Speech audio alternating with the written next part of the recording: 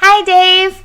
All right, I'm going to do your soul rebirth journey now. I'm ready to just dive right in and get started. I'm going to introduce this a little bit because you've shared some beautiful language about love and about your mother, and it was so sweet. It was so charming. It's so adorable. I think these words need to be echoed in the pages of history to transform our feelings and our thoughts and our way that we balance with what love feels like and how we think about love. And we need more voices like this in this world. We need a commercial that just shares what you shared, which I'm sharing at the beginning of this video. So if you're watching it at this point in the video, you already know what David said, and it was so amazing. I read it, I didn't know what else to think because it was so beautiful. So your mother Juanita is going to come with me on this journey, and she's so adorable, so sweet. Thank you for attaching the photo of her. It's really nice when I get to see their smiling faces, and so it really helps me to make the connection. Our goals for this work. We've got some physical goals for you, but some spiritual goals as well. So some physical goals you threw out there. You would like me to focus on your legs and feet, also looking at gallbladder and especially the pancreas. And then improving blood circulation. I sound like a total mess, but I do walk around fine. That's so funny. I will focus on these things. And then also, we're going to explore removing any energy blocks or clouds, raise your vibration. We'll remove any kind of old baggage that I find in there. It's always sort of by the direction of spirit, so we'll see where the roller coaster takes us. But your mom is totally going to be a part of this thing. I can really feel her energy is really strong. It's really easy to connect with her. Sometimes it is, and sometimes they're all different. I know every soul and how they want to connect with me is all different. I'm supposed to start indicating that there's quite a huge energy force that I'm feeling right now, and it's quite profound in my heart region.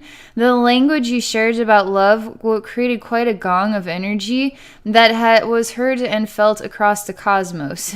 People don't realize the power of love and the power of language when it is aligned with the vibration of this profound kind.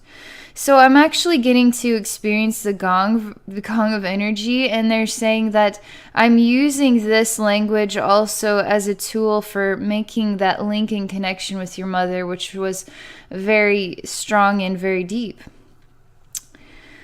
I'm quite overwhelmed, honestly. The energy is really strong in my heart portal. I'm really overwhelmed by it. I'm just trying to relax, and then we're gonna go. I can't stop looking at the picture you sent me of your mother, Juanita. I'm just seeing her smiling back at me. There's just a really intense fragrance of love that it isn't necessarily the smell, because there's nothing that I ever exactly smell in this experience, but yet there is a sensation of a beautiful fragrance, and that is the fragrance of love. There's something really magical about the way flowers are blooming in this picture, that there are flowers all around her, smiling with her energy, smiling at me, smiling at you. There's so much energy that it's very loving. It's like I'm on a very rapid river of intense energy force, but yet it is as peaceful and serene as a gentle brook. It is moving. I'm still gazing at her photograph. I feel a sensation of grief and loss. I see the photo is not in color, but in black and white.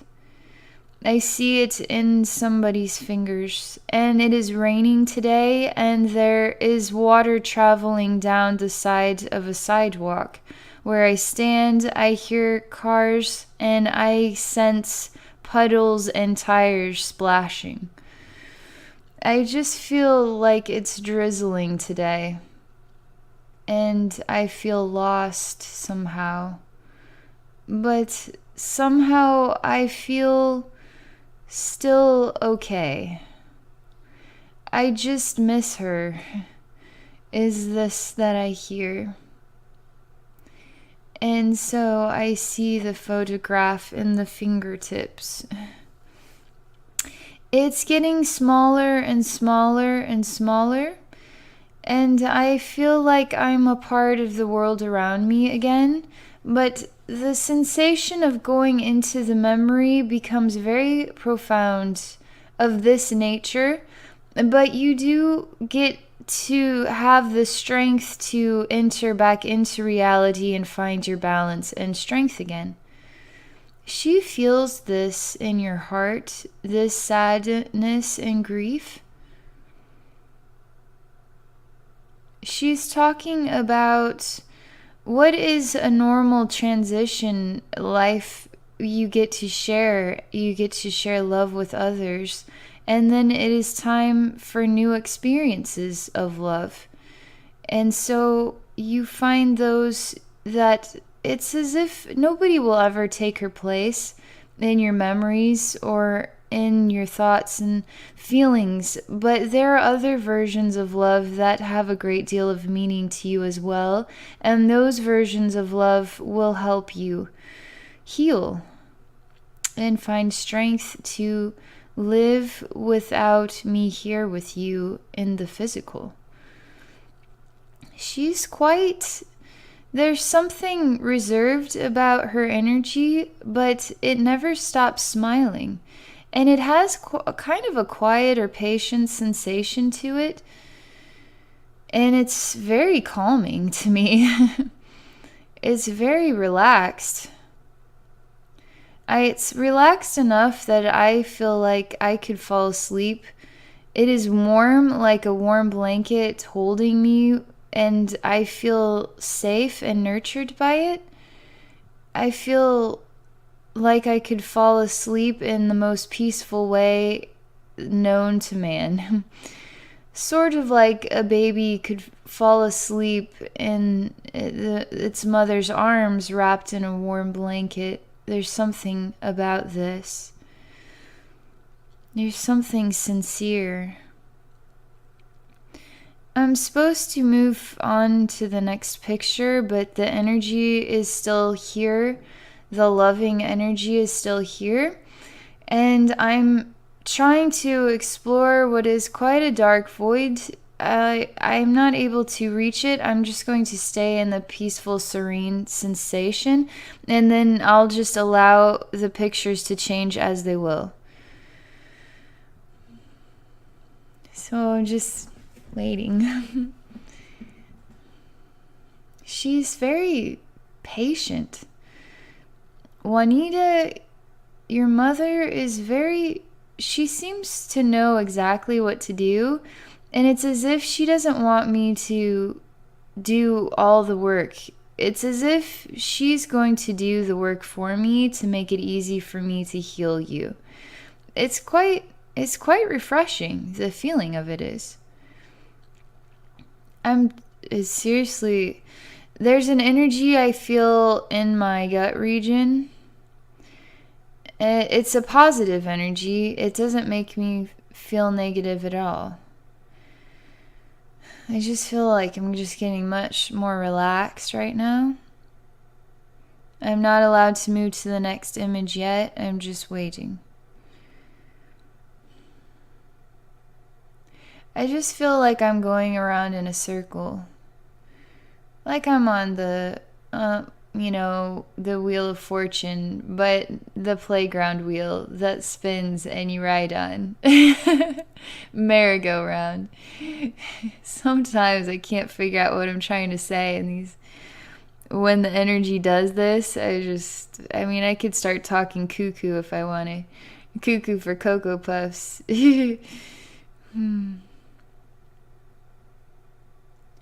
I'm just letting it spin me around, and I just feel like I'm spiraling around and around. I'm just allowing it to take me somewhere. Some sort of coil, and there's a tiny drop of water that has reached the very end, but it won't drip off of the end. It remains steadfast in holding on to the end of this. I'm just watching it. The sensation of peacefulness and serenity is unbelievable. I touch the water droplet and it is alive. It actually has a consciousness. I'm inspired to go into it. It is a dream of yours. It is quite a living organism. It has been looking out and exploring its dreams. It has not decided to transfer beyond this end of the coil just yet.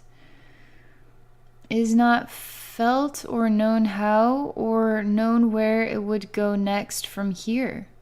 What happens from here? I just fall off of the coil? Then what happens to my conscious expression? What happens to me once I leave the end of the coil? And I say, you move on to a new experience. And then he says, well, what is my new experience? And I'm inspired to show him what it is. I don't know. There's something about an angel here, but the angel isn't in clarity so much as the bonded sensation I have with literally a single droplet of water. This water droplet doesn't know fear, but yet has fear because it is not chosen to explore what is beyond this point, because it doesn't know what it will happen next. It is the unknown that is what it is contemplating. I'm quite encouraging of it, and I'm really encouraging the fear to be driven out of its thought process. In fact, I go into the water droplet and share love and energy in order for it to feel that it is safe and that there is so much more beyond this experience, and it is worth it to take the travel through the unknown. It is still in contemplation of this.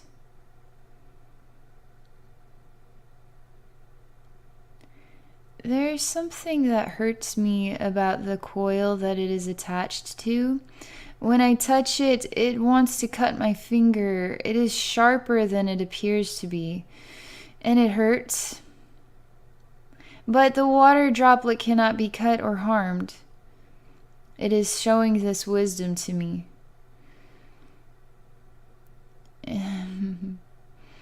So now I'm in contemplation of this. I tell it that I chose fearlessly to explore the experience of its expression along with the coil itself in order to comprehend greater wisdom beyond this. And sometimes that does involve a cut here or there. And see that I'm still smiling.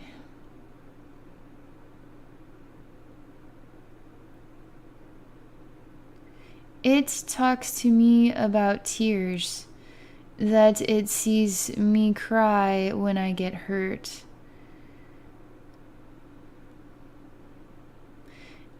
And so I'm contemplating response on this.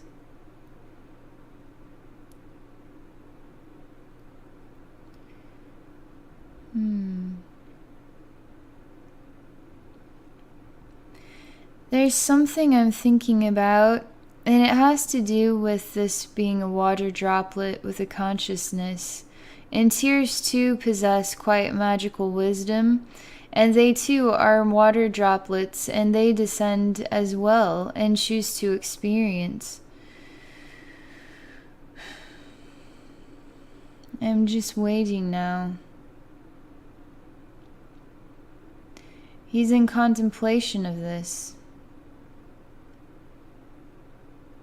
He's choosing to drop off the end of the coil now. And now he enters into a pond that is on the ground, and I see him drop into the pond, and now he is part of a much larger water body. Even though it is merely a tiny puddle, he is a droplet of water now entering into a puddle, which is a much larger droplet of water. They're showing me that his descent into this puddle of water includes many others who had the same fears and then choices to become more than they were before through exploration of the unknown. And now they are in oneness with each other. Not just one droplet of water. Now there are many droplets of water that create a much larger body of consciousness. Yet they are all uniquely different. Yet they are still a body of water. There's lots of droplets of water. What we would see as a small splash of water truly contains like 1,000,000 droplets of water. There's so many voices, individual voices I hear from looking into this puddle. And they're quite interactive. They're thinking. All different ways of thought. All different directions of thinking. All different dreams. And they're constantly in their own mind, but yet interacting with the one mind too. And I'm standing here looking down at this puddle, and I'm experiencing this interaction. We're in a forest, and it is raining, and there are many drops of water that choose to fall from the leaves of trees, and they fall down onto the ground, and they too become part of this pond of tiny. It's a tiny, literally, you would ride your bike into it, it would splash you, but it's not a huge trek of water. I mean, it's not that big. But all these other droplets fall some into this specific little tiny water body, and some pool into other ones. It's wet all over this forest. Its water is falling from the sky and falling down the leaves, falling down the tree, falling in, draining into the ground. And there's so many voices I hear all around me. Each droplet of water has its own voice, its own thought, its own consciousness. And it is so happy. I'm experiencing what is not that one droplet of water that was experiencing the unknown, trying to make a decision, but I'm experiencing quite a lot of joy, joyful voices that are falling all around me. And it's like sunshine, the voice of sunshine coming through the water itself, and it is the voice of a smile. Both sunlight and smile coming from many raindrops falling all around me and descending from all different places in the forest and into the ground. The earth experiences this, the trees experience this. All the water is communicating with each other. Every raindrop is communicating with everything. It is sharing its voice. It is showing me that raindrops are like people too. And people are many as well. The people don't know how to pool together sometimes either. And to share their consciousnesses with each other. or to fall down in joyful praise of life, even. Because most of these that I experience now are so sincerely happy. I don't know how to describe what the sound of sunshine is or the sound of a smile is, but it's so joyful. It is a sound, it's got kind of a high-pitched hooray about it, and kind of like a child squeal, like a yippee-skippy kind of sensation. But it is a single sound, and that is how it translates the truth of what it is. And it's amazing. I feel that sometimes you get stuck on this sharp hook where you have to contemplate your next step too much, when you need to just allow yourself to see what happens next. Just descend and enjoy the experience of the journey. Their friends are calling for you in the puddle that is going to catch you when you fall.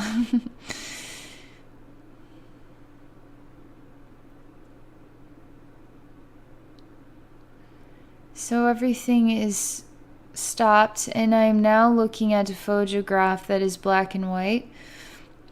It's interesting because as I saw the raindrops fall, I saw human beings in this way, but not falling, just scattered across the globe. And you, Dave, were one of these human beings. And I saw you looking down while there are so many others also trying to understand their descent from the sky to the ground, even comprehend their spiritual journey or physical pathway or their next choice or what will happen next in their lives. And there's constant thought. If we had the capacity to hear everybody's thoughts, it would be all over the place all day long, and we would start to see how alike we truly all are. When we choose to not be afraid of each other, because we are all of an equivalent experience of fear, of the unknown, and the challenges of life that bog us down and create sadnesses within us. But they're saying there's a positive vibration here about you, really able to keep thinking on the bright side of things.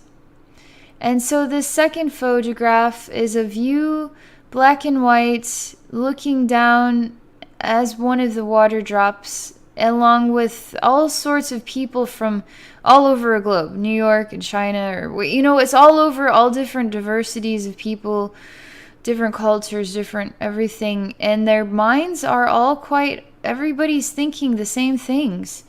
Everybody's thinking about what they will get done. What are they going to do? How will they make more money? How will they get their groceries today? What is the best way they can raise their kids? And it's constantly like a sensation of there's a sensation of worry about it, of challenge, of exhaustion, of just needing things to make sense already without having to figure them out all the time. That is how everybody feels, is how they're showing me we're all aligned with the water droplets. With the water droplets that were falling from the sky were so happy. And they were ready to descend. But this one on the coil was thinking. So that's all for this right now. We'll see what happens next. I'm seeing your mother, Juanita, also a water droplet. I'm seeing myself, Abby, also a water droplet. Seeing all the names, all the faces, all the divine expressions, also water droplets, also leaves on a tree, also blades of grass on the ground, also a feather on a bird. There's so many different expressions of infinite creation. people don't see feathers as having a consciousness, but it's quite profound when you see a Native American with quite an array of feathers, and each feather has meaning. Feathers do have a vibration and a meaning, and they're special, just like human beings, just like water droplets, just like tree leaves, just like all creations.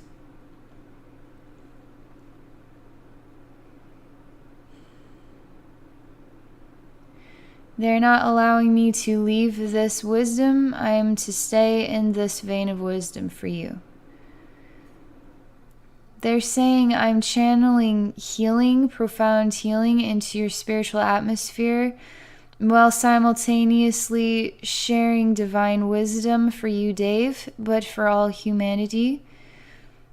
And that you sharing your YouTube healing video is quite a gift to us all. There's wisdom related to you having gifts, that it is time for you to start sharing those with us all. There is an encouragement of energy your mother shares with you, even from the spirit realm. She is very adoring of you. She's very proud of you. She sees your progress is great in this lifetime. There's something right now where you are deep in thought and exploring different aspects of your expression, your identity, and that is good for you right now.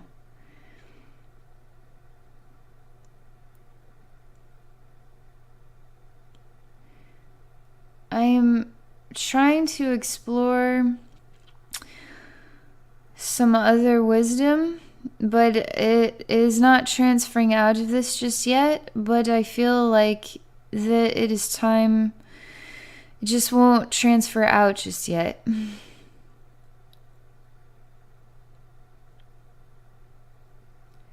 I'm able now to walk to you and then touch your heart with love.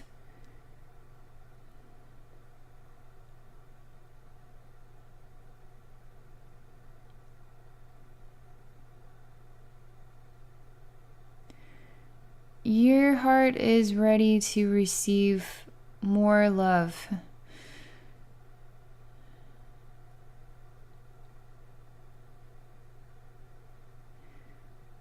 They're showing me your bodily concerns, but the energy of love is quite the focus right now.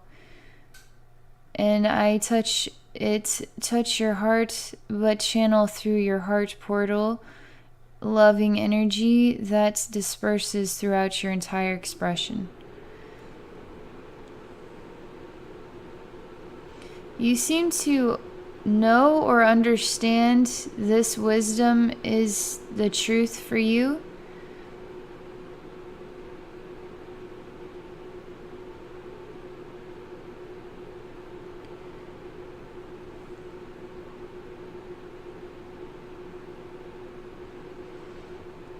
I'm continuing to focus.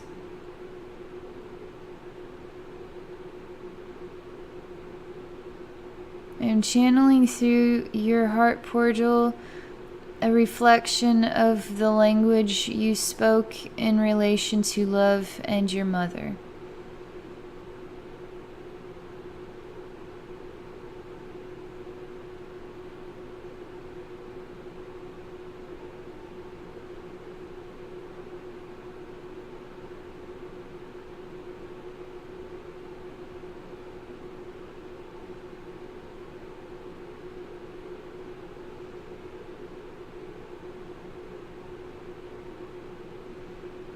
There's quite a joyful response to this work that I'm doing for you. There's something in this space. Still a lot of energy, I'm telling you what.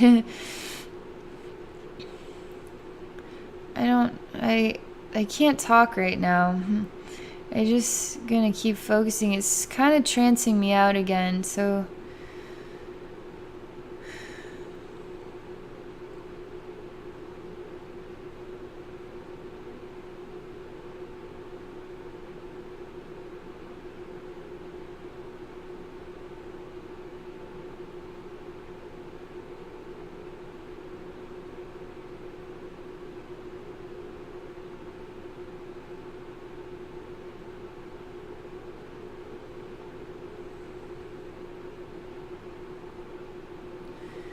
it is still channeling through your heart.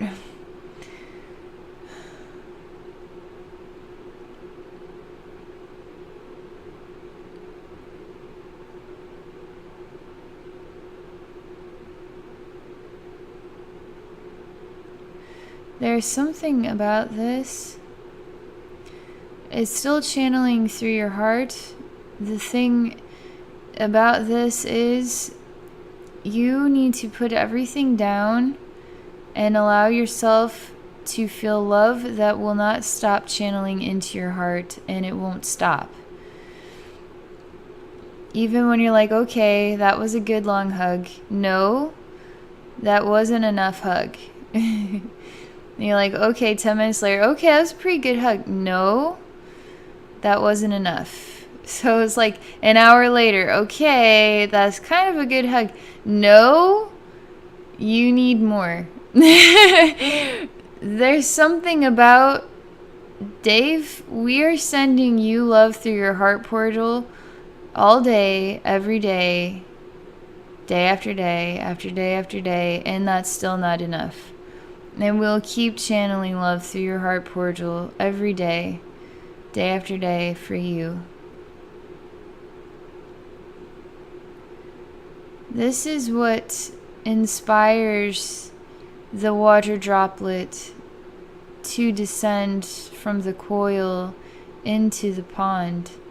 It creates some version of inner strength, confidence that you need. You are quite a balanced man, but there's something with love that you need to suck that stuff in. Lot of it. And that hour-long hug's not enough.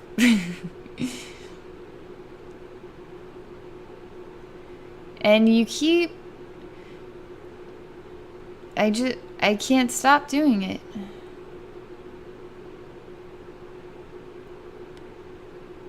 There's love being channeled through me from all kinds of places in the infinite universe. Your mother is smiling and channeling love through me to you as well. Angels, I don't know who all these spiritual beings are, but there's quite a pond of water droplets sharing love with you right now. Unstopping love.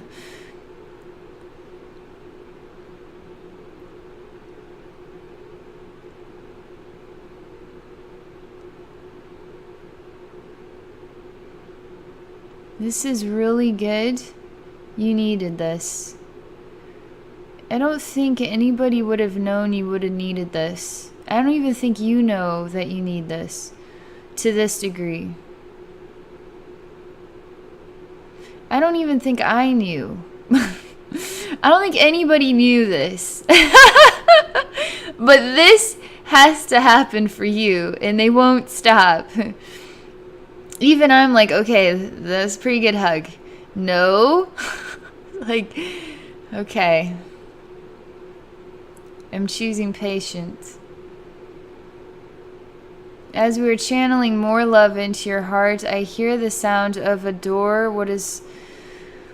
I don't know what this thing is. I'm going to try, it's a circle. And it's a clear glass, and it has, you kind of pinch it and you can open it, and I hear it opening, just a squeaky noise, but it's not even a squeak, it just, you hear it open, and it almost, it's like a little cover for something against, it's a little indent in a wall, and I don't know what this is. It's like a water hose or something on a boat. All I can tell for sure is the circular clear glass, opening it up, and I hear it open. And to indicate we will be channeling energy into your heart throughout this rest of the journey, even if I am speaking about other events taking place.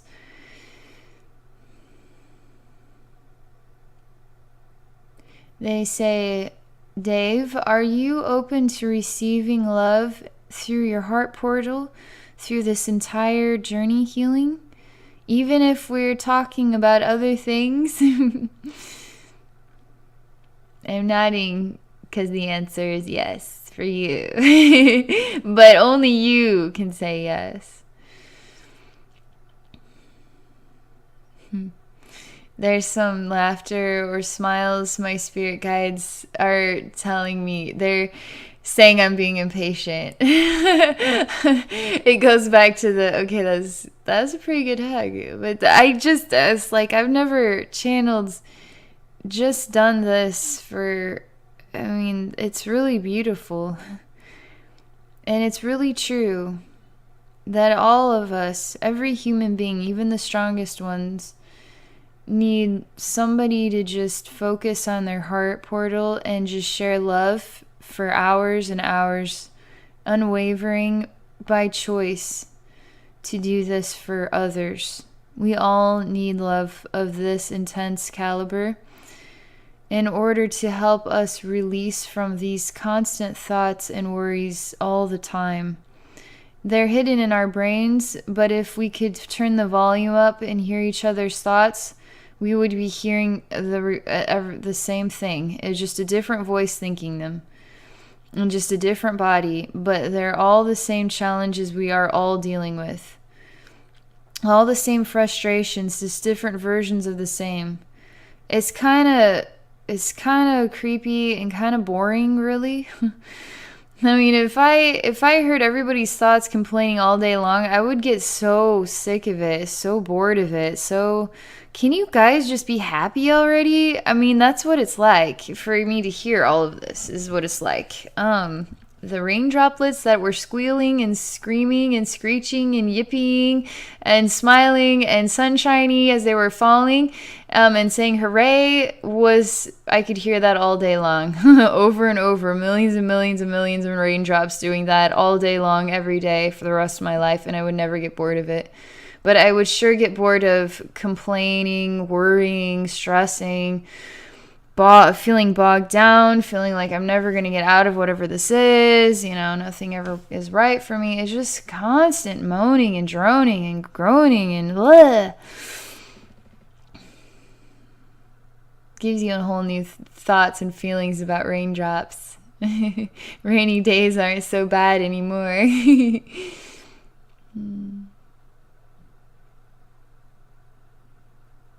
I am to start doing other work, putting on my soldier's helmet, going into some spaces.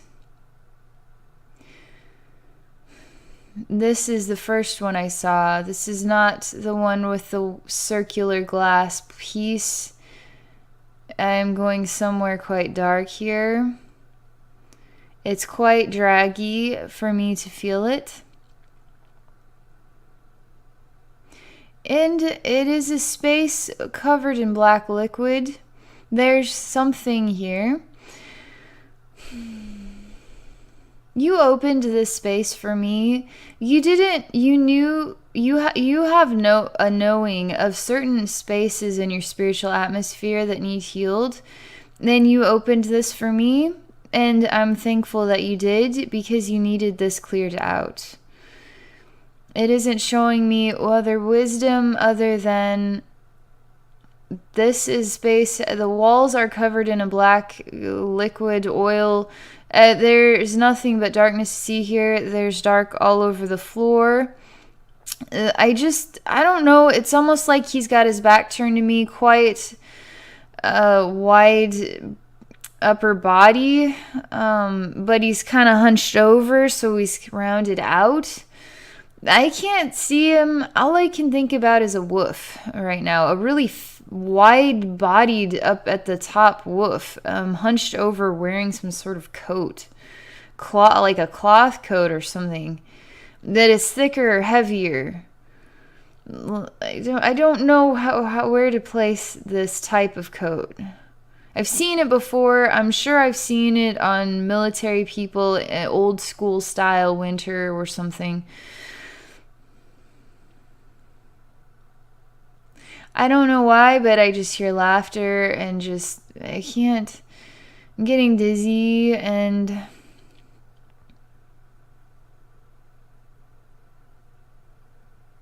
something's not right about this place.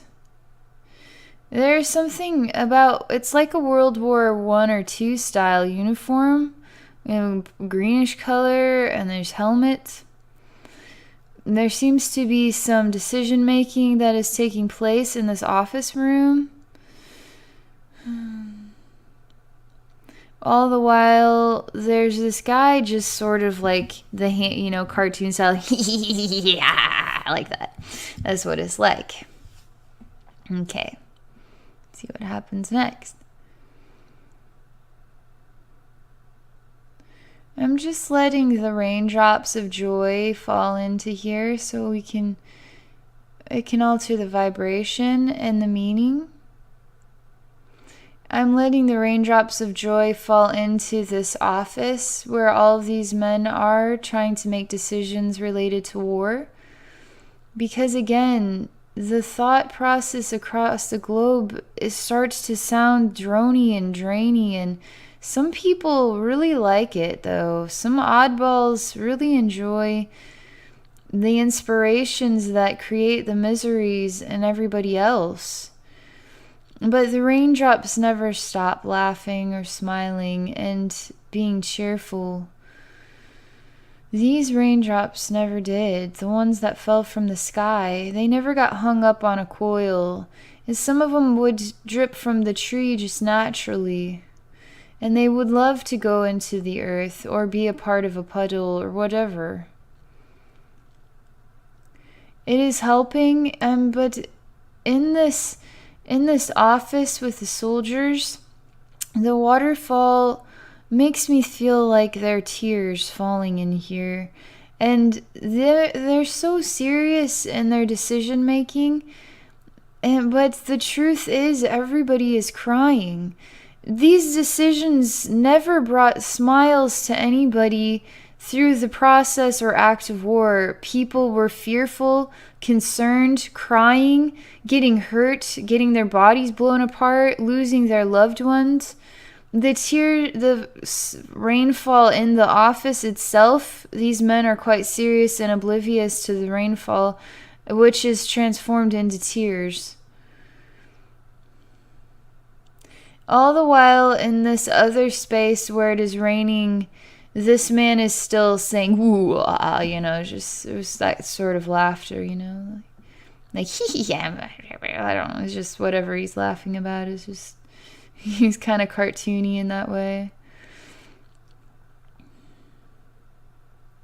I just feel like sleeping, but I can't sleep. It's just part of the energy. It just shift, and how it is transferring the wisdom is making me feel tired. They're talking about grief and sadness makes us all feel tired. But happiness brings us all back to life. So I'm focusing in this room with this hunched over wolf. I never get to see his face. He's sort of looking at something. And that's fine. I'm just sharing the memories of what is your version of love and the energy we are channeling through your heart portal that we have not stopped channeling. Your mother here also sharing love. All these spiritual beings also sharing love.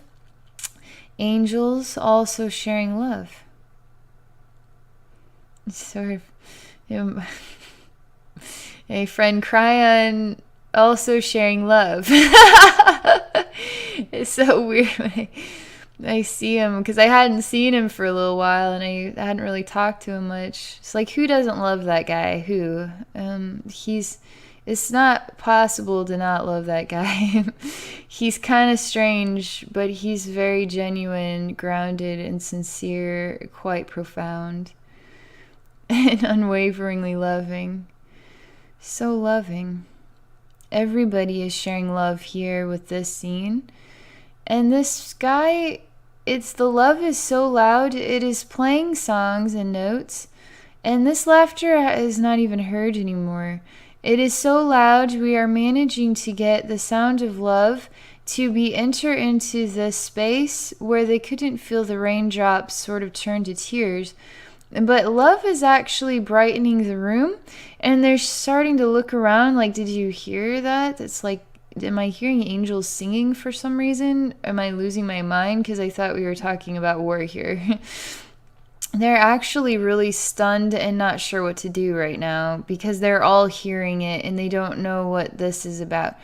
Oh, so we have another guy coming into the scene. He's quite a jerk. Like, he's a skeleton and he doesn't like the sound of these harmonies. I'm not supposed to call them jerks, but they feel kind of jerky, you know. They're kind of rude, but I understand their behavior. I understand why he's disturbed. I understand why he's derailed by this, and I understand that I am thankful that he has revealed himself to me, so that way I can help him feel better. He's a skeleton, all right. He has a very sharp finger that is a bone, and he wants to cut things with it. And it's just sort of, he has this odd need to just take this and then cut really hard with it. And it's not necessarily his body, it's just objects and things. Even what would be the wood on a table, just take his finger and just wants to just be destructive. He wants the cuts to go very deep. He loves the feeling of his fingernail getting garbage inside of it when he uses it to put grooves into objects. Even crystal balls, like I have.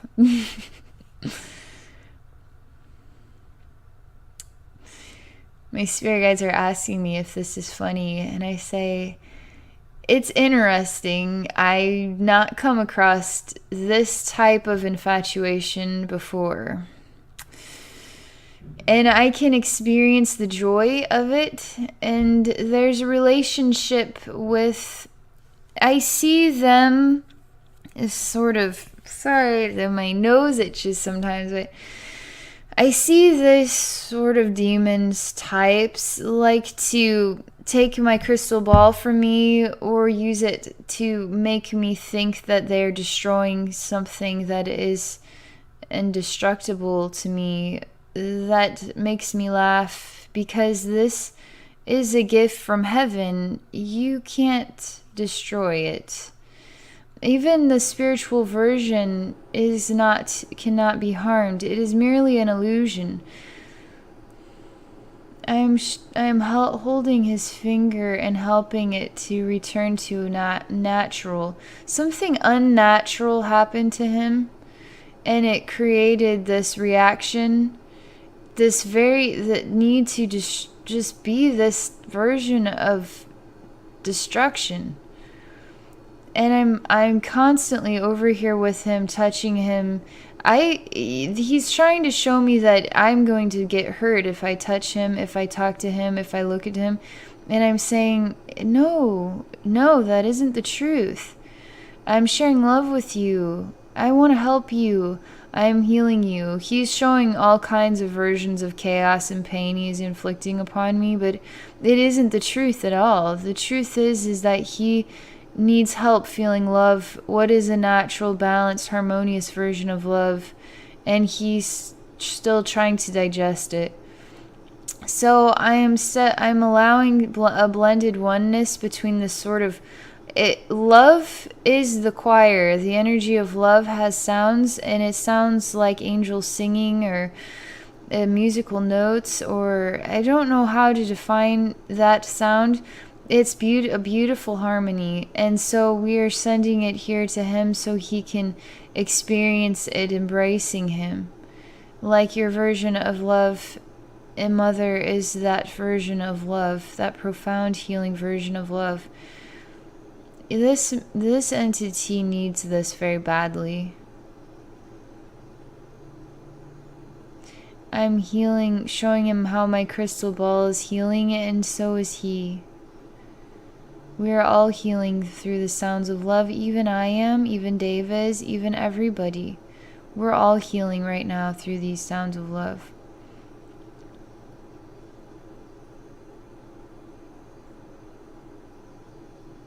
And will not stop until you feel the harmony. That's what I'm saying to him. He's doing other things.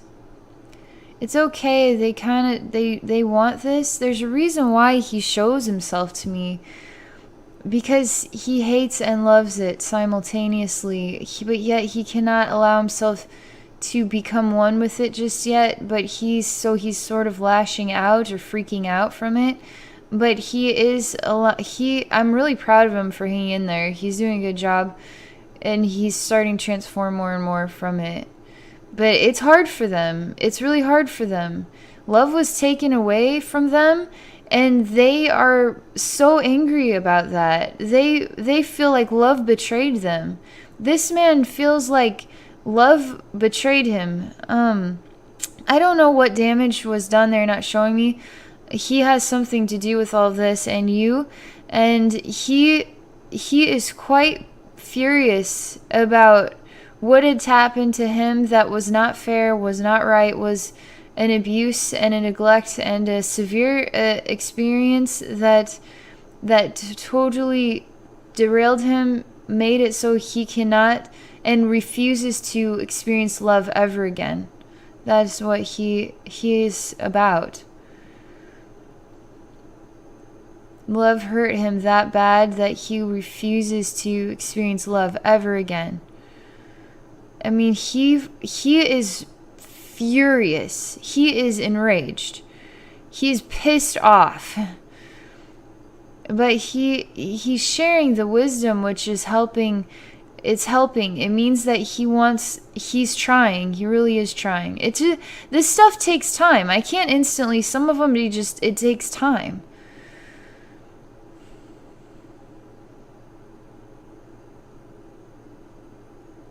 I mean, it's so bad. He's starting to show his face. He's not a skeleton. He literally wants to rip his own skin off of his face. He's freaking out. He's just shaking. He's screaming. He's furious. It's like he wants to rip this room apart, which is revealing itself also having to do with what is like a different version of a soldier or an office room related to a military. I don't know what version. He's a Caucasian man. He has dark brown hair. He's actually, I mean, he's quite a handsome man. But something definitely upset him. It sounds like this has to do with his mother. Something bad happened to his mother, and it destroyed him.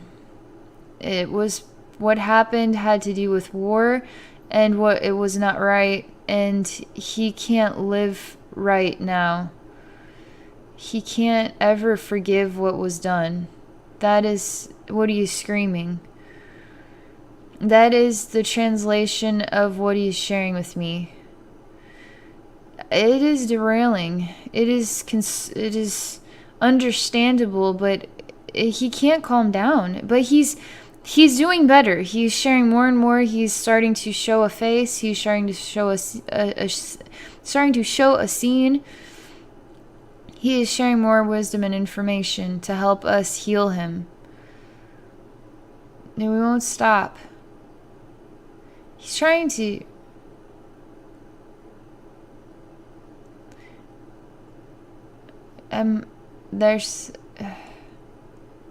There was quite a lot of pictures that happened there. One of them was his soul was trying to get out of the body. A man came with a blue hat and a blue suit, grabbed the leg of the soul, pulled it into the body. I see him in sort of like a dungeon style, like prison cell. He looks like he's sweating to death. He looks quite miserable. He looks skinny.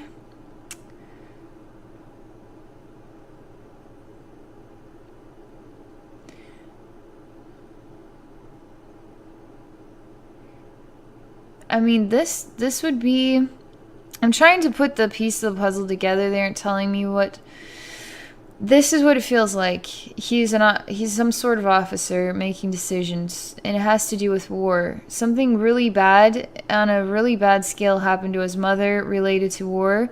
He can't deal with this passing. Somehow, in the process of war and this experience, he never was able to heal from that period.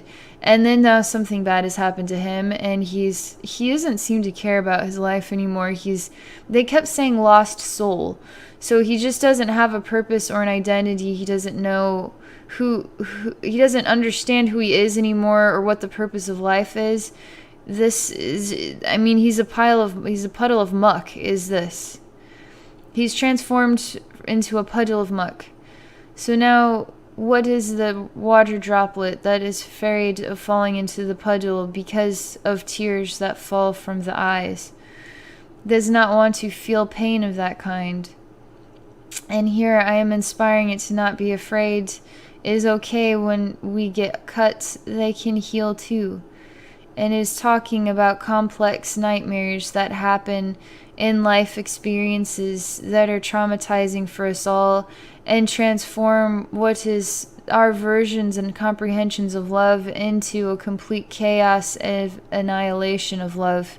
Choice to refuse love ever again.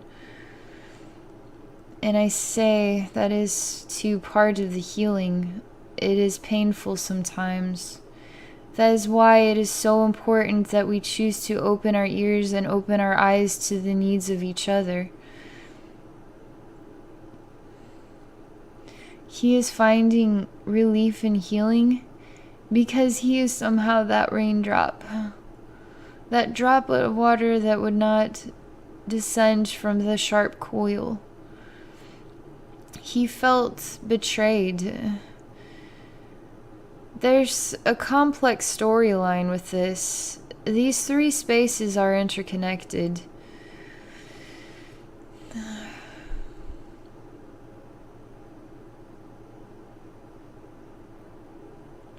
He isn't the demon so much as the life was. The life experience was the demon's work. And the demon's work then is still in this room where he is not so much alive in the way that he was. He knows that it is time for us to meet eye to eye. But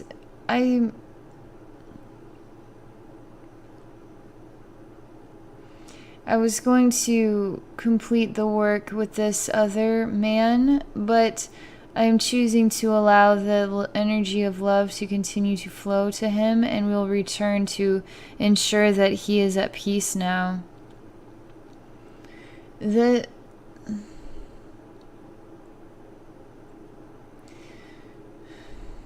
I'm just being patient. There's an energy shift, and I'm trying to enter into the space with the wolf with his back to me. And it's exhausting. It's only an energy thing. I'm okay when this happens. It's like I could instantly fall asleep when it happened.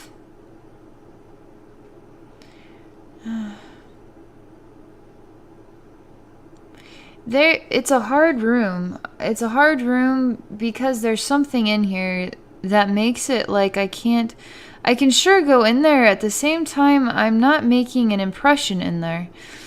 I'm not able, even the love we have been channeling and singing into this space, it's as if there's like a blockage or a protective shield around it that prevents any influence of transformation of it. I'm doing additional work. I need some time to think and explore this. I'm sharing the truth in this room.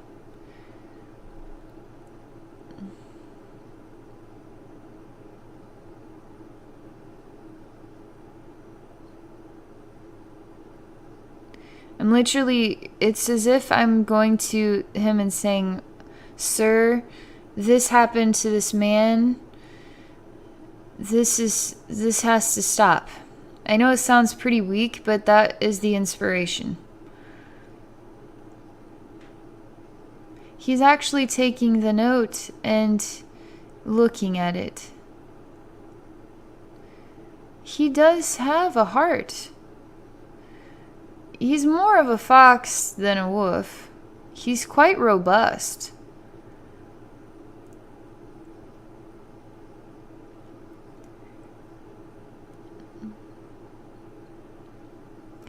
There's quite a lot of stress that he has endured too. He is a hard ass. But his life too was quite complicated. And so while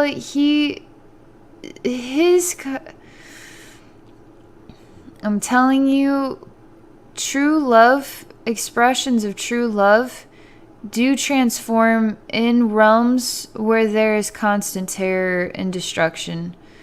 And they get loving, divine light. Souls can be broken down and transformed into quite nightmares. But his story is, he does, there's some good in this man. I'm telling you, there is. I wouldn't be able to feel it if it wasn't there. But there's a lot of anger and aggression, and he feels every single time that he gets a note of this kind, that there was purpose for this death, or there was purpose for this experience of nightmare, and that it was meant to be, and that it must be this way, and that is it, and he's unwavering. He has turned his heart portal off in order to basically have to accept his role, that this is war and death happens no matter how sick and disgusting and twisted it is. I am a leader. What do you want from me? What do you expect? This is war. Do you want me to give everybody a hug? They need to stop being crybabies. He needs to stop being basically a little sissy pussy. I mean, he would be talking, in that way that is quite intense. He does not tolerate weakness, period. In fact, he has this knife, like a deer knife, and he likes to stab it down like that when he just can't stand crybabies kind of attitudes. But yet, deep in his heart, he actually does know what love feels like, and he does want that to be the truth of the experience, but it is not meant to be. And his way of dealing with the pain and suffering is to basically become a robot for a human being with no emotions at all. So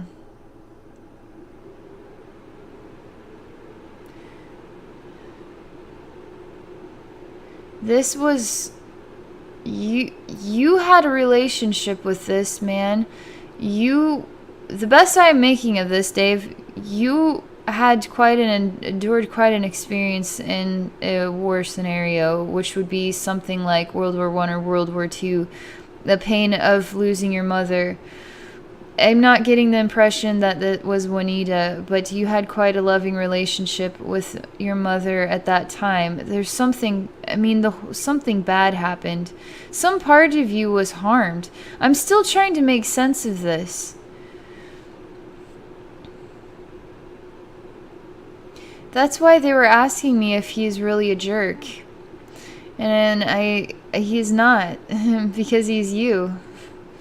He is some part of you that had been badly damaged in this lifetime. And sometimes that part comes out quite looking like quite a nightmare, quite demonic, but the truth is there's an honest answer to everything. That's why they keep telling me to stop calling them jerks, because they can feel that way, but the truth is this. And then you say, you know, they aren't. We need to alter our perception of what is a demon, because demons really had at one time been quite loving, beautiful, angelic expressions transformed through the nightmare and experience of incarnation. There's something that was this is why you need all of this love in your heart portal, because it's even from this lifetime.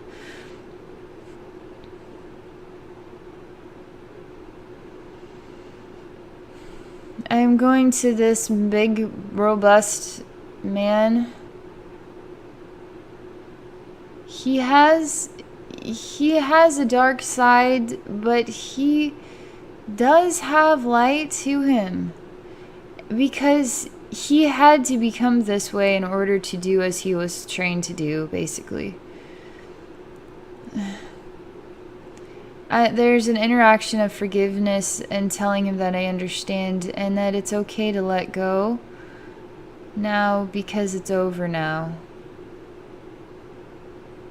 I'm telling you, souls do get trapped into certain equations of memories, trauma, transformative memory experience. I mean, his soul, this man, this wolf, this fox, this robust man, he has quite a dark side, but again, the life experience did it to him, and the soul is still in conjunction with this.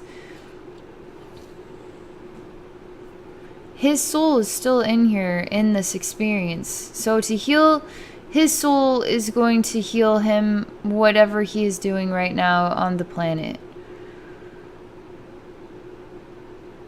The souls that were enduring this life, these trying to make decisions for war, that were hearing angelic sounds, they are also trying to understand the meaning behind this, and it is creating a ripple of truth that is alternative to what actually had taken place, or that is also infecting those souls that endured that experience as well.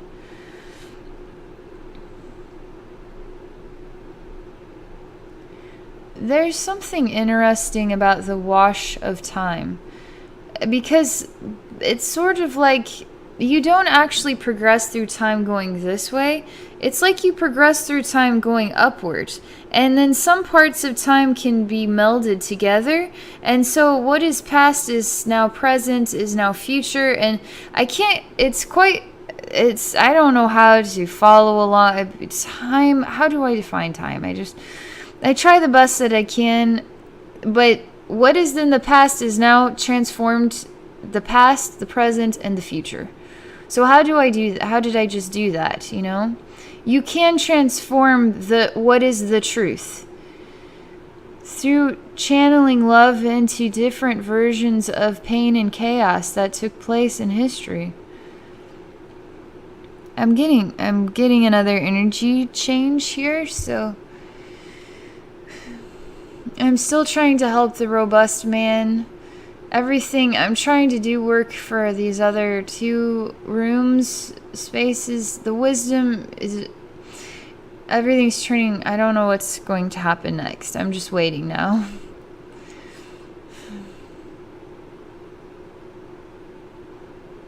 Spirit guides told me I did a good job with this. It is, that's all I can handle saying right now. Again, I'm seeing a soldier of like a World War I or II, and he's a medic. He's trying to save somebody on a battlefield. And there's another person, but I'm not able to see the other person, just him. He is on one side of what is like, they're trying to carry a guy out, and they actually have a little mini bed or something he's laying on, and you could just lift it up. There's 2 sticks on either side, so you have one guy in back and one guy in the front, And they're just running, laid him on there and just started running him out of there as fast as they could go. And they're kind of ducking and trying to hope they don't get shot and stuff like that. Everybody's just deleting out of the scene. I mean, everybody's not, I mean, the guy that's in the front isn't actually there. Everybody's disappearing.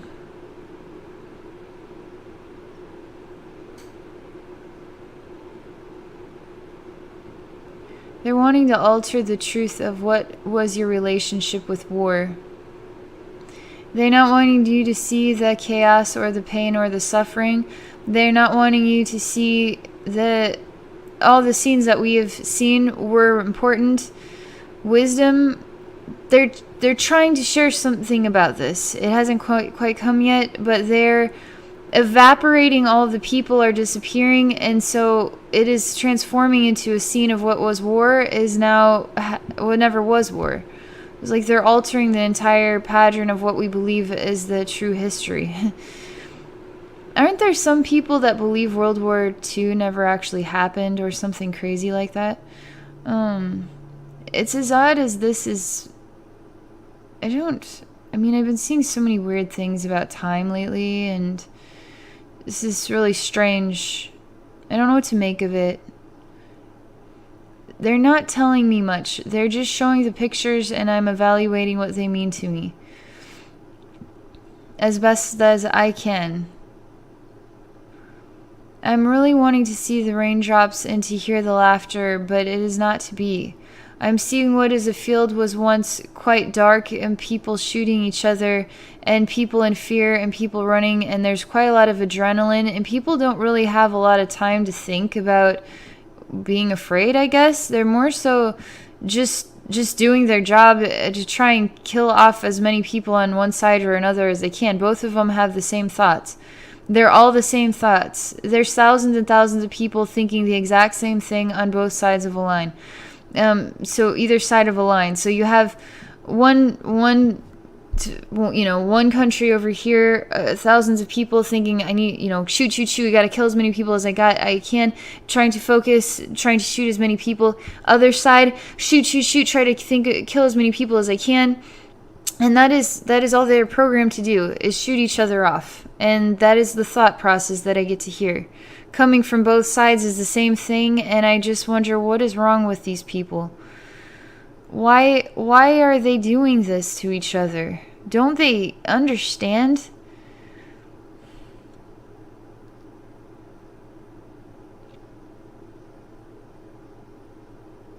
But now it is getting quiet because it is all vanishing. And what is just a prairie with the sun, and there's some clouds in the sky, and there's some terrain to it. It's not flat, but there's no mountains here. It's just grassiness. There's one soldier coming to visit me. He has his gun behind him. He's walking towards me. He's a gentleman. He's charming. He's writing me a note and handing it to me. He wants to know about his brother. There's another dark thing just happened. I'm seeing a foot kicking a guy in the face. I'm seeing punching of somebody who is down on the ground, and they're punching him as hard as they can in order to kill him. He's defenseless. He's in like a white tank top. He's quite bloody. He's exhausted. He can't die yet. They're kind of laughing and kicking him some more. This is what happens. This is one side of one team trying to fight the other team. So they don't care about that he's a human being and has a life force. He just happens to be from the other side. That means that we'll do whatever we want to make your life a living hell. Now they're kicking him some more. They really enjoy this.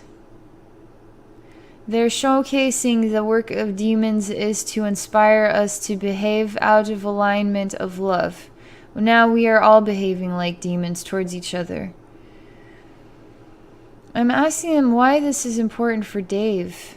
But they're talking again about your heart portal and that you've endured quite a lot of trauma in relation to severe experiences of this kind, painful experiences of this kind, even relations to hurt feelings and losing a loved one as dear as your mother in another lifetime, having to report to somebody who has lost their soul because they're forced to, and now nobody cares about each other or human life.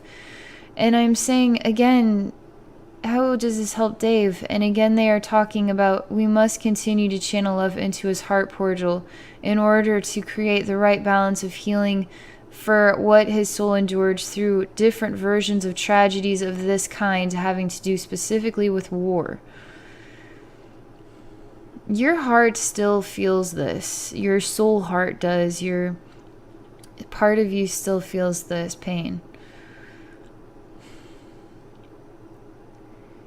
There's quite a gift that you were given in this life to feel peacefulness, finally feel peacefulness and not feel that chaos. But yet there's an odd overhanging memory of it, and it is being soothed out and nurtured.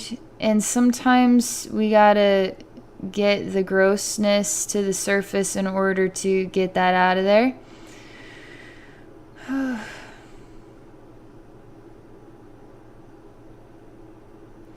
And now you don't have that weight in your body anymore. And you don't have the nightmare there to welcome you.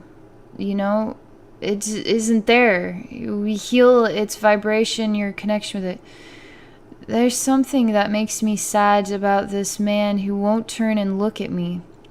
He won't look at anybody. I mean, he's just... But I feel a sadness inside about him. And I'm telling them that I am open to healing as spirit guides. And I am here to share the wisdom and heal as they instruct me to heal. Therefore, I choose to let my emotions step aside from what is guided by spirit at this time for you, Dave.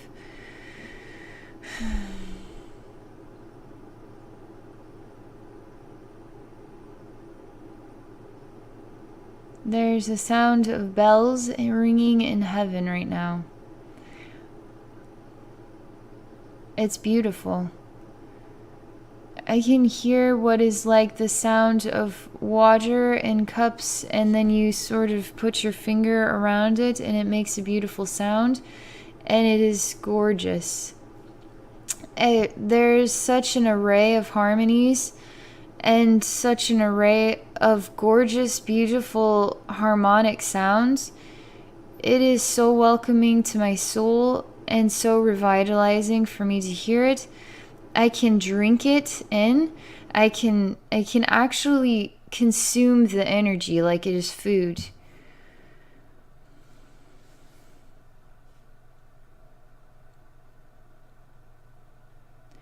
There's some bells, more bells ringing, and there's angels coming. I can see one angel, I can see two. They're male, both male. One has blonde hair, one has brown hair. There's lots of angels up here. It's sort of an orchestra of angel orchestra. They have a specific purpose of playing harmonies from heaven to heal souls that have gone through quite a great deal of trauma. It's odd. It's as if some souls actually... This is how it's coming to me. Some souls, when they move on from the body, they gravitate towards these harmonies, or they're helped into this healing realm with angels and this orchestra of healing, and they're so welcomed there by the sounds and the angels, and it's very revitalizing for the soul.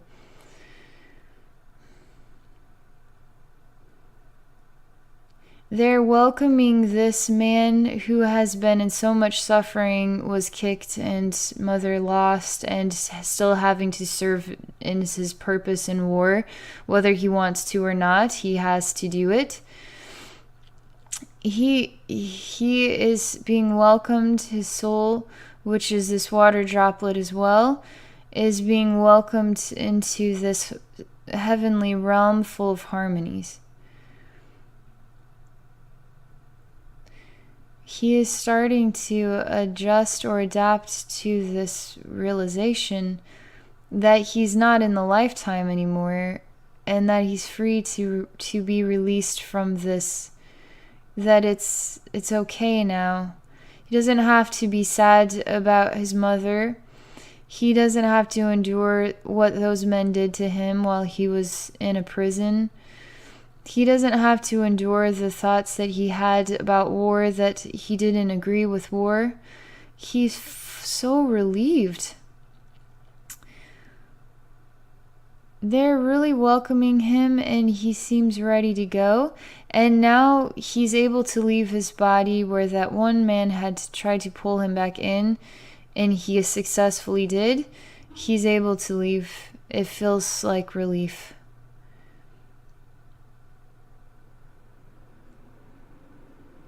He's a wounded soldier, all right. I mean, he's exhausted as he enters into the space. He is exhausted.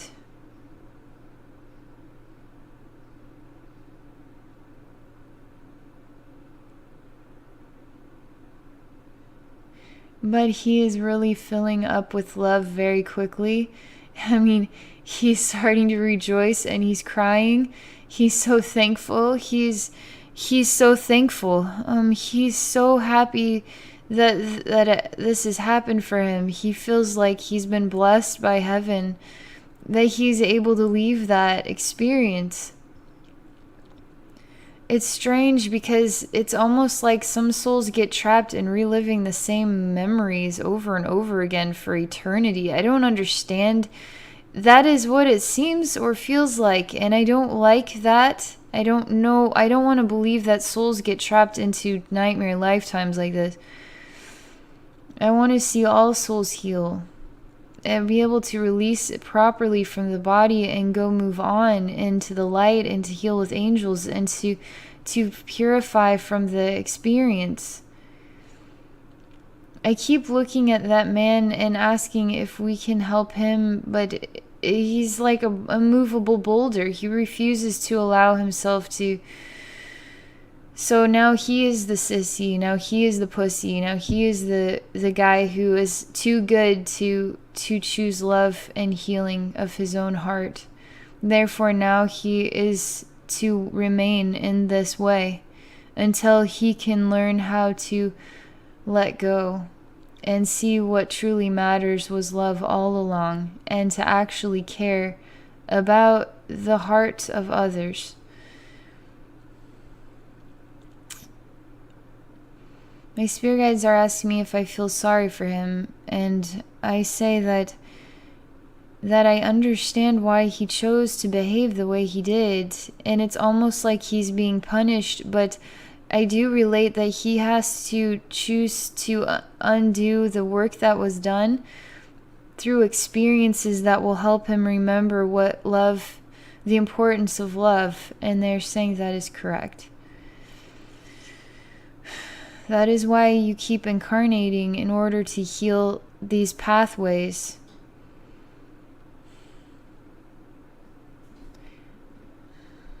There are some blessings that get shared like miracles in the most unusual times and places, like those men who started hearing angels. I'm almost convinced that actually did happen in real life for them.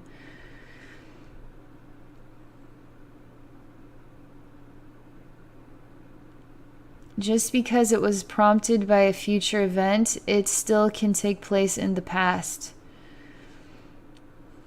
We can actually heal our entire history by choosing to see that it was different all along, and that human beings actually came together and chose to love each other. It's not choosing to not not see what actually did happen, but see that the truth is this, but we can alter the truth. We can alter the history. We can alter what we believe. There's something about this and the ability to raise a vibration across the globe and to heal all of humanity through these simple techniques. It sounds crazy, it sounds wild, it sounds rose-colored glasses, but there is truth to choosing to see light and love in all things, and now that becomes your reality. If we can get everybody to start choosing to see light and love in all things, and that is the only thing that is so important, now the raindrops are all hurraying and saying thank you and rejoicing and praising hallelujah and falling from the sky in joy with each other, in balance with each other, all unique but still of one expression, which is water. Now that becomes the truth, not the truth that we have people miserable and so in their mind all the time thinking about things that are stressful and burdening, or people on two sides of a fence blowing each other's brains out because that's what they were trained to do. What is the value in this? They're both thinking the exact same thing, doing the same thing, harming each other's. When they have families and children and loved ones and real world experiences that are other versions of love that they could be enjoying right now. It's just so much right now.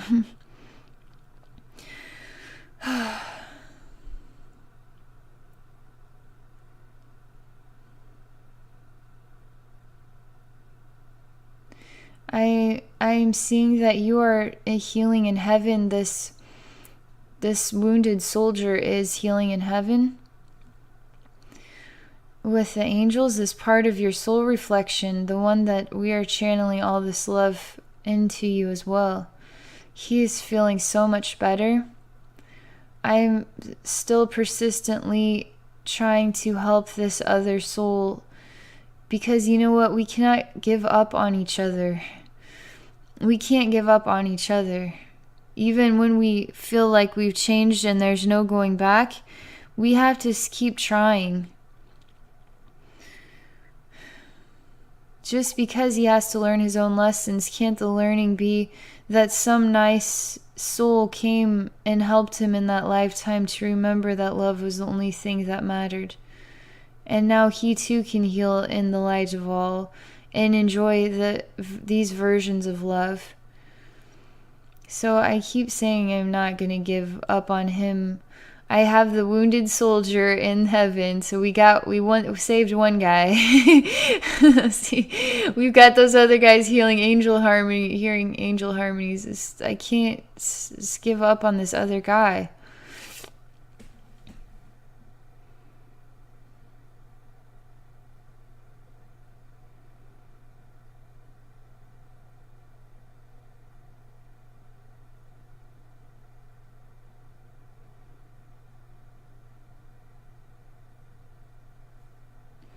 I can't choose it for him, but I can sure continue to share energy of love. I have been putting droplets of love into his heart, and he must choose for it for himself.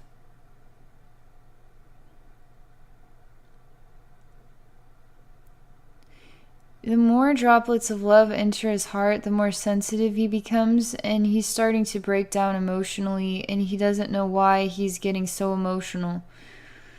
It is not of him or of his role to be a baby, a sissy.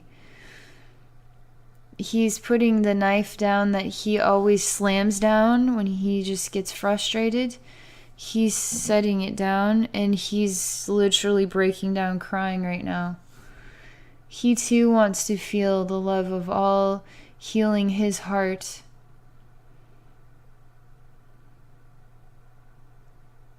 He can't seem to breathe because he hasn't been able to release natural emotion for a very long time because of this rule.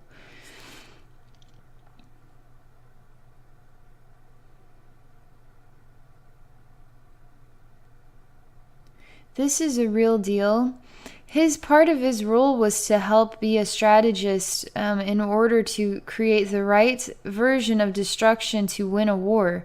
And so part of him had to work with demons or in a demonic way, and he had to shut down his heart center in order to be careless towards the lives of others. And that's sort of the menacing, like, side of him. But he wasn't laughing about it at all. He was never laughing about it. He was always very serious, and he literally became a robot without a heart, a human without a heart at all, period.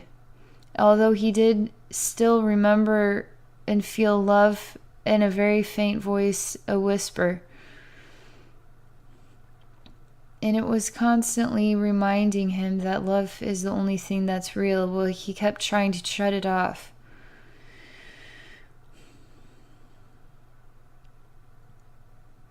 I am touching his shoulder and telling him that is okay. He's throwing up quite a lot of old energy.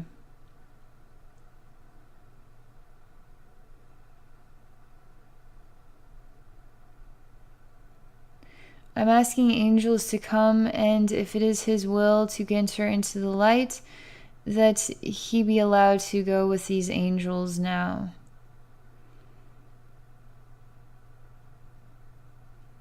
I find it is important to heal these spaces for you, Dave, because it creates even more balance and more meaning in your spiritual atmosphere when we do this work to transform all of the people involved.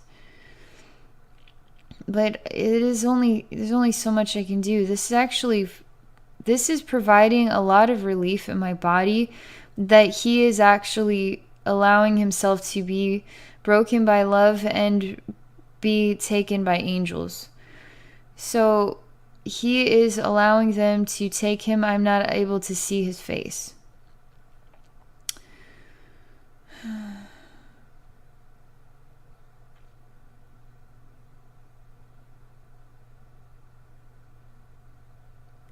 I'm telling you, this feels amazing for me, and I know that you're going to be feeling amazing from this work. There's smiles from you, and there's smiles all over the place right now.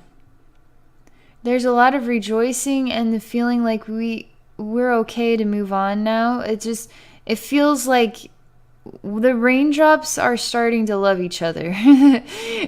Raindrops of all different kinds that had to be transformed in all different ways are starting to heal in this heavenly space with the orchestra of angels.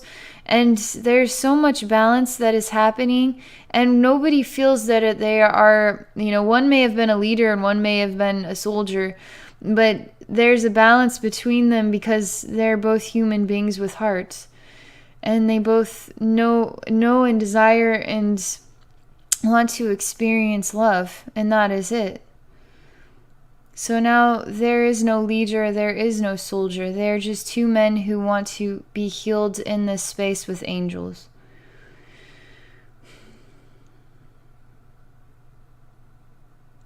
They're talking about this.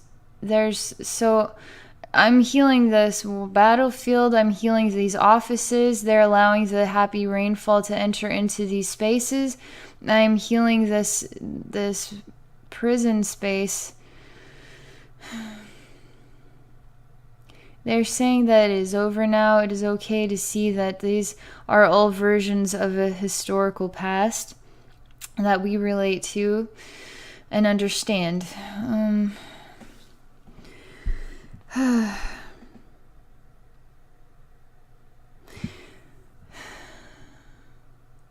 There's some brief. I'm actually talking to my spirit guides about this is the true history, but yet I'm asking them, how is it that we can create a new version of the truth? And they are not responding to this yet. It's just a transfer of energy, so we're going to start seeing new things. They're just wanting to wash away this historical past that your souls endured, these war experiences, interacted with these other people.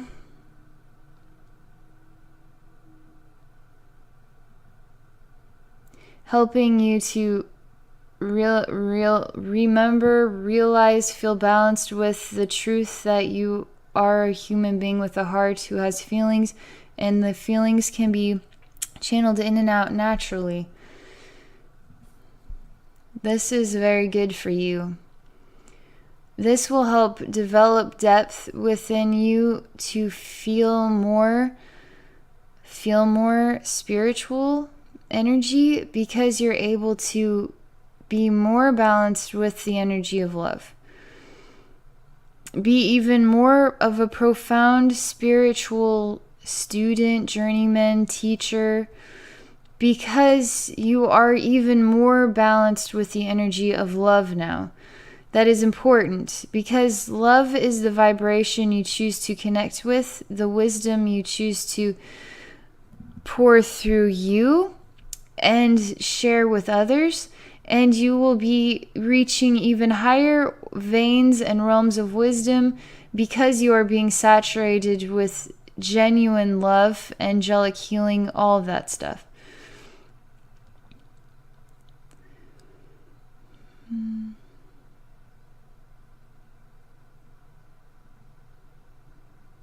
It's all paused out. It's all very quiet right now.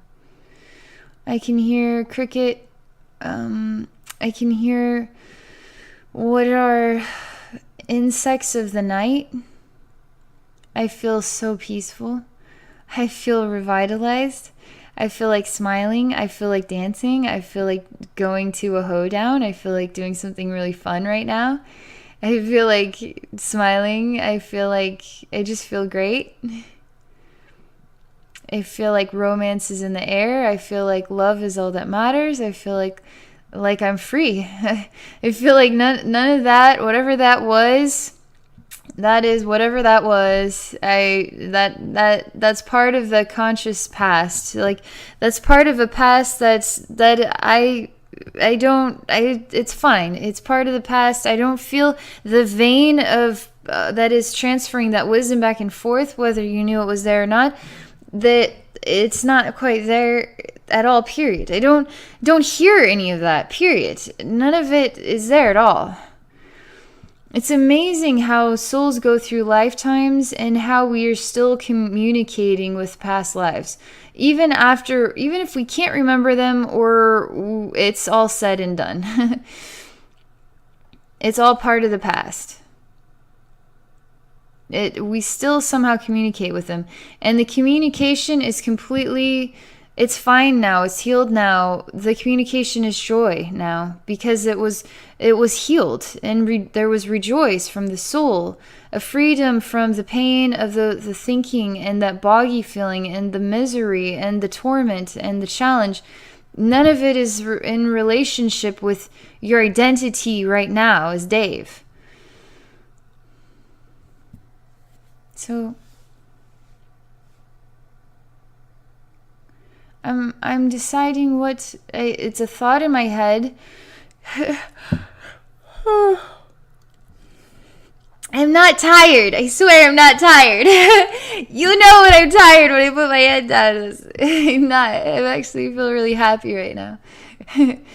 The thought was, I want to figure out what I'm going to do tonight, and I'm going to do something fun to celebrate. That's literally the thought.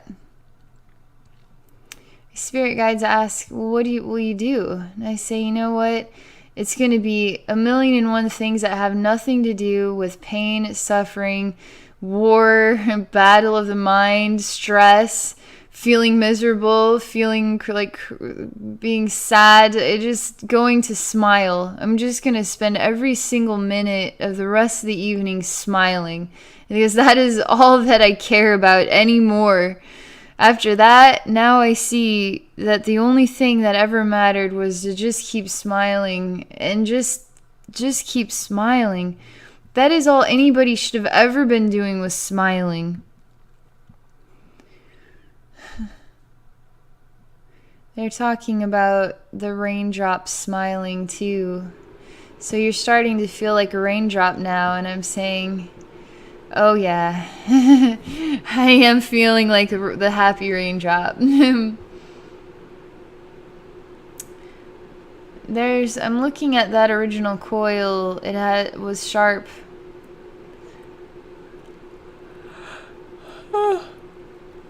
I'm just pulling it out of a tree. I'm not even sure why it's in there. It's just some piece of scrap metal that got put in a tree for some reason.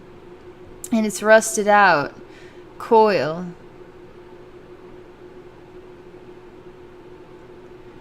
They're asking me if it hurts to touch it now. Saying there is something odd about it. It is like a universe of its own kind. I'm levitating it in between my hands, and it's in a white orb, and I'm examining it, and it's showcasing itself as its own infinite universe. I'm handing it to an angel, and I'm asking them to take this coil into heaven and transform it into light.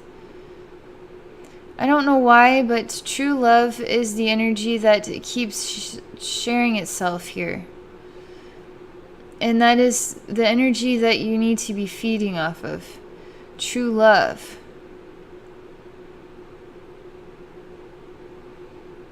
It is the only thing that matters or is real or brings real smiles to your heart and real dreams to be activated within you. It makes you that much more amazing of a spiritual journeyman because it makes you feel alive. You deserve it. Fill your heart with it. Know that you are balanced and ready to experience love of a higher caliber.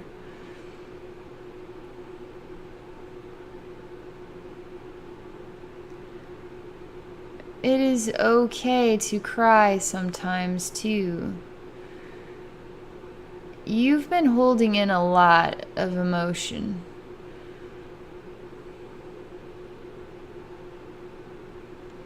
And it helps you. Big time. You've been going through quite a transformation. It really is the molding and shaping of a perfect pot. A vase for flowers or something of this kind. You can't just take a piece of clay and what is it? It's just a pile of mucky clay. No, now you use your hands and you mold it, and now you can create something extraordinary out of it. Now it becomes a useful tool that you can showcase the divine beauty of creation through this gift that has been molded and shaped into a pot or vase. This is you molding your clay right now. That is why you've been a little bit off balance, because this clay was ready to be molded into a pot. You are getting it there, and this work I'm doing right now is substantially helpful in accomplishing this goal for your soul. I'm telling you, there's a vein of true love here that is going to help complete the pot.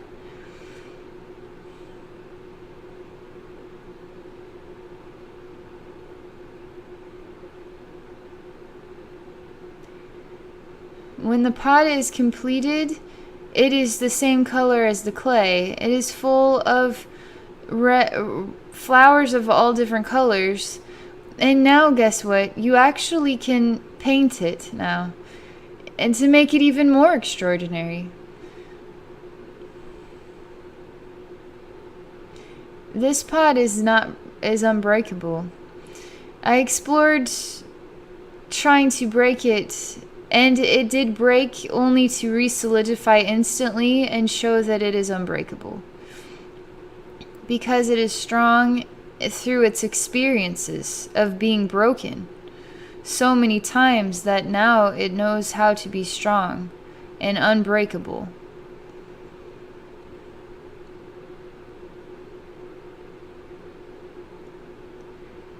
There are some veins of aggression or chaos here, literally wanting to break apart all that has been accomplished so far, because the body isn't used to this feeling. The body is sort of self-sabotaging right now, because it is literally, your body is trying to, I don't know how to describe this.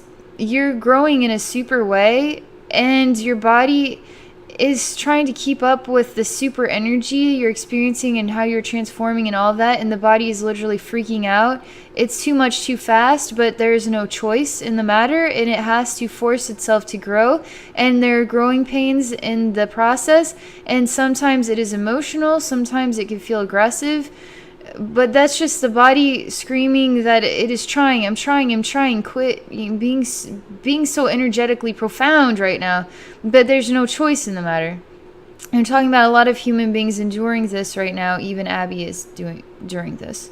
Growing pain. Spiritual growing pain, evolutionary growing pain, human ascension experience, that is a growing pain for the body. It has no choice. It has to grow. And it can be challenged through that. What else? I'm asking them. I'm just going to see you in an orb sphere, so I just see you inside there, and I just want to examine your body and the way the energy is flowing for you. There's something interesting about this healing, would also have some relationship with this area under the rib cage, like pancreas and gallbladder. Something about healing, all of this healing is going to help this space too. But in the heart portal, I just want to see what everything looks like right now. And the feet and the legs, I don't know why they won't allow me to do work here. They keep insisting that this is quite a lot. This was quite important. And sometimes the things that we need aren't exactly as important as the things we don't realize we need. So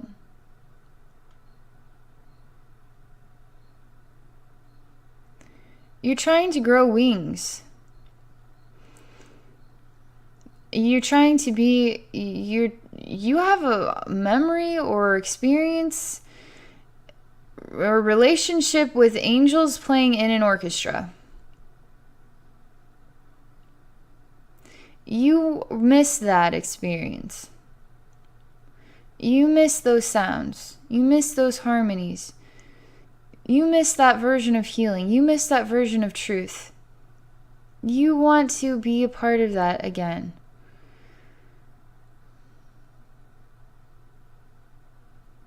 They're saying, then open your ears so you can hear all of the harmonies of creation, because they are in all things, then all things that are versions of love that you adore and want to balance with. Just like the raindrops, just like the trees, just like the grass blades, just like the leaves, are all singing the same harmonies, just like the angels play in the orchestra. This helps your wings grow. Your wings are fully expanded now.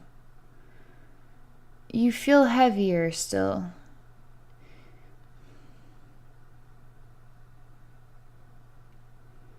You feel like you're not sure how to or strong enough to. You feel too weighted down to fly yet. Something feels like you don't know, you're not ready to yet. You're not sure how to yet. Something is delaying you from feeling the confidence you need. Something about you really, there's something about this true love that helps you fly, and you want that true love to help you fly.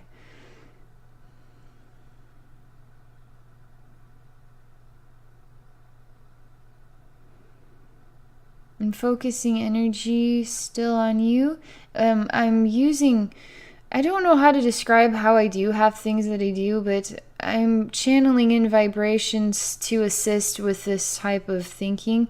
I would not have a clue how to translate that into a language right now.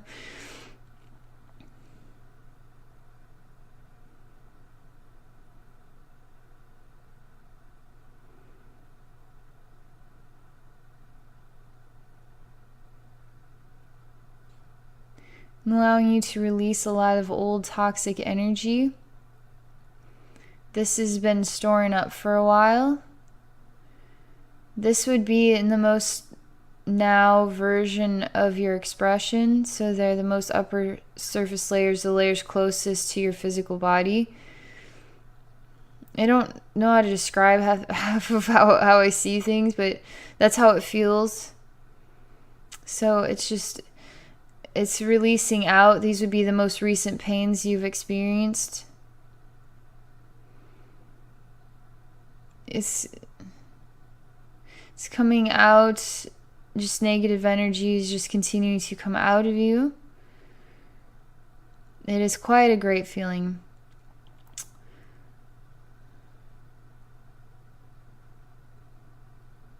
It's making you feel a lot lighter and helping you find confidence. You seem to know you can fly. You were able to fly all along. And you're just going to go fly wherever you want, wherever love takes you to the next scene, which looks like a really, like Fiji or something. I mean, let's go drink the water there. I can get it in the bottle at Quick Trip. I want to know if it really tastes like that. I got to go to Fiji and find out. Something about you and water. But this is quite a landscape here. It's quite an island. It's quite tropical. It's beautiful. It's romantic. It's lovely. It's warm, embracing. It's sincere. It's balanced love. It's harmonious. It's so beautiful.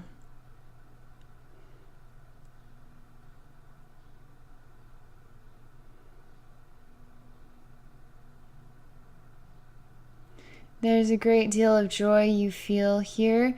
You really do love divine feminine energy. It's very nurturing and comforting to you, but it's really sweet. There's something special about your masculinity that balances very well with a divine feminine reflection. And you work well with that too.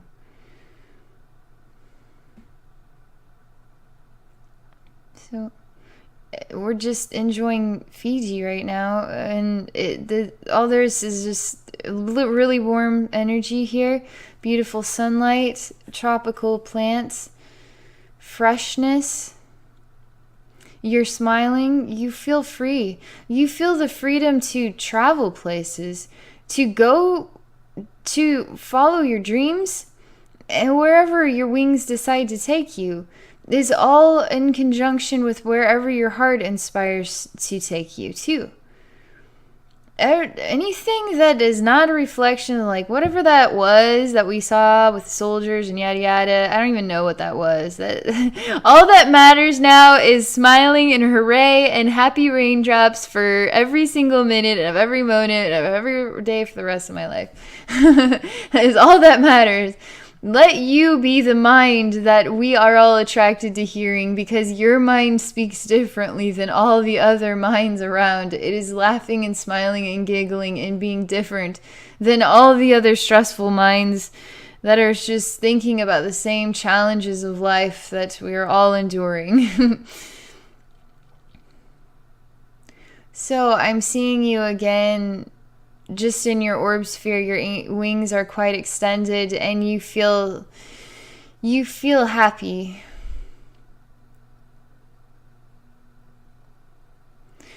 This energy is to get your heart pumping more in a way that is creating healing and vibrations to purify the blood, and it'll help the circulation and movement of energy and all of that. So you're probably going to be feeling hot, really warm.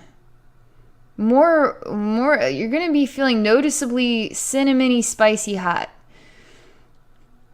And that's all a good thing. It's all energy that is loving, love, warmth channeled from heaven into your body, is dispersing throughout your body, through your bloodstream, through your legs, through your knees, through your lungs, through your pancreas, through your gallbladder, through your brain, through your heart, through your smile, through everything.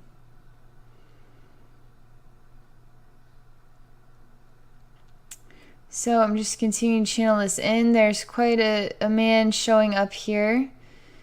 He's a darker entity. It's funny how they always come out sometimes at just most random times. He's in conjunction with your mind. He keeps throwing books out, and he just, kind of irritated. He's just taking them and just dumping them out of his thought bubble that is attached to your head right here. And he's just taking the books and just, dumping them out of the thought bubble. They're landing on the ground next to your feet.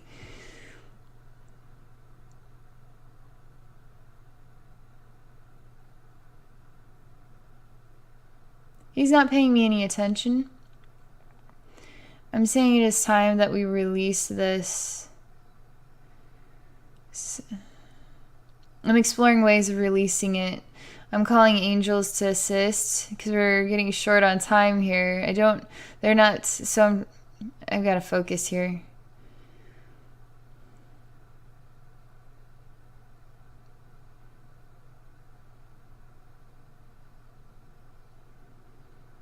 I'm not allowing him to drop another book out. I have to alter the vibration somehow, so this repetitive behavior is coming to a stop in order to change the vibration.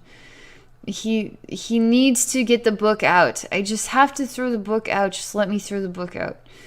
Saying, just relax. There's nothing that you have to get done right now. There's nothing that is that important. Just relax. He doesn't seem to believe me. But now these books are starting to levitate and quickly enter back into this space. And it's quite a library in there.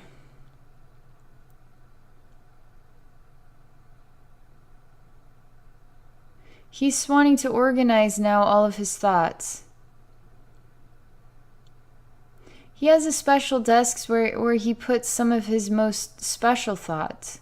And he has a key even. And then he can open some of the drawers to find what is very special thought. This one is made out of energy, and it's quite lovely to look at.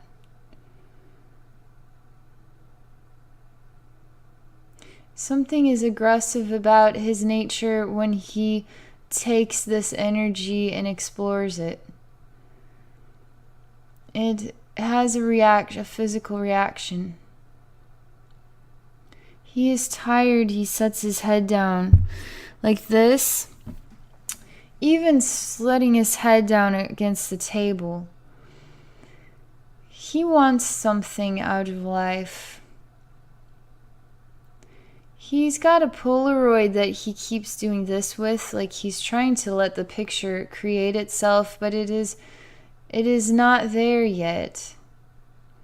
It's just a blank picture that he wants it to create the photograph, but it isn't creating itself.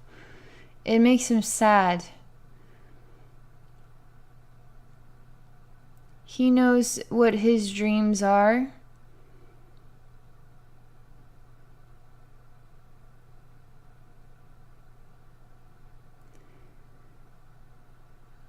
I'm stopping him from waving it. He won't stop waving it, so I'm taking this and then I'm setting it on the desk before him.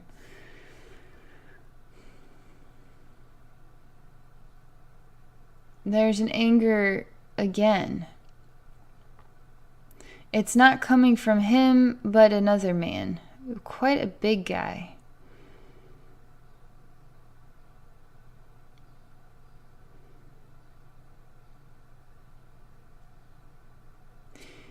He's pretty intense. He's overwhelming. But I'm glad he's here. I'm glad he's getting this out.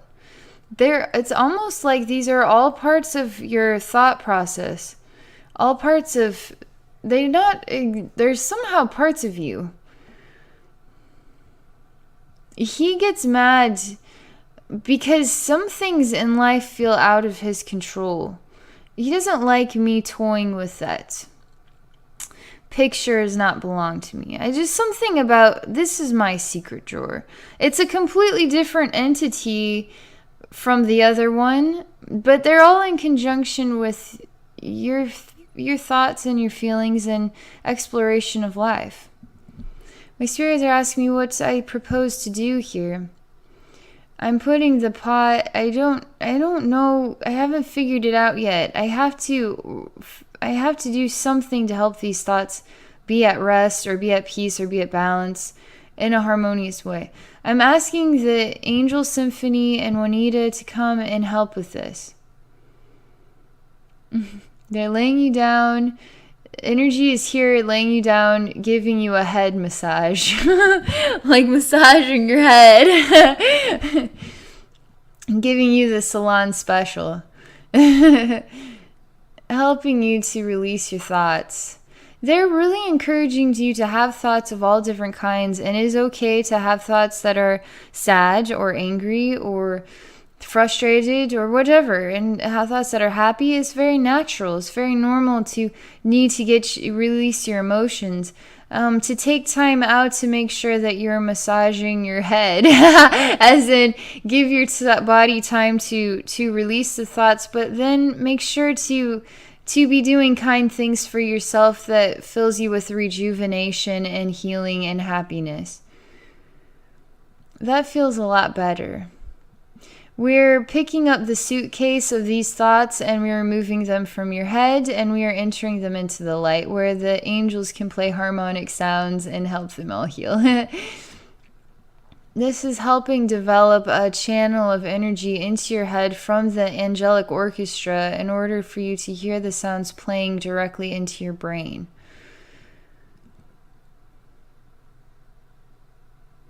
You feel alive by this. You're actually getting up and you feel like motivated and you know what to do next. I mean, your eyes are turning into like the slot machine that's going ding, pow, this money coming out of your mouth or something crazy like I just won the lottery. Everything is right. So there's something very good right now. I mean, you just look great. You just look happy. You feel like just rejoicing. They're saying to allow him to enter into the harmonic realms with the angels where he can really find revitalization now. They're saying quite a lot of healing has been done in this journey, and you're going to be experiencing a lot of transformative energy through the next days. And it will be helping you to elevate to a space where you feel a new version of peace and balance in your life, in your mind and body and spirit and all of that. Then this is one that you've needed for some time. This is quite good for you. It's a new version of peace and balance and happiness. You're quite good though still at having a positive, you really think positively and you try to see the bright side of everything, but yet there's been something that damaged the way that you can truly feel and experience the love of all and the true sensation of peace and balance beyond what we comprehend as normal. It's something surreal. So I see just you part of the light and enjoying the sounds and peace of the heart of the angelic orchestra. And it's really amazing. And I feel great. And I feel really happy for you. I feel really healed from this whole experience, which was quite unique. They're all unique. I never know what's going to happen. All right, Dave. Well, this is your journey healing. I'm really thankful that you wanted to do this with me, and thankful for your willingness to share this openly on YouTube so others can experience it as well. So I'm just going to say thank you. That is all for now. And for those who are watching in the audience, if you'd like to experience your own soul rebirth journey, you can do so by visiting my homepage and ordering a service. My website is abbynormalswisdomquest.com. Thank you for watching.